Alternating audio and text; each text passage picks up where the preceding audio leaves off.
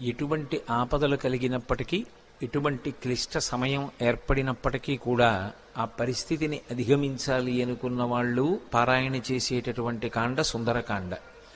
అలాగే ఉపాసన విషయమై అనేకమైనటువంటి రహస్యాలు తెలుసుకోవాలి అనేటటువంటి జిజ్ఞాస కలిగిన వారు చదివేటటువంటి కాండ సుందరకాండ. కేవలం పారాయణ చేసినంత మాత్రం చేత భగవంతుని యొక్క అనుగ్రహాన్ని తీసుకొచ్చి ఇవ్వగలిగినటువంటి కాండ సుందరకాండ.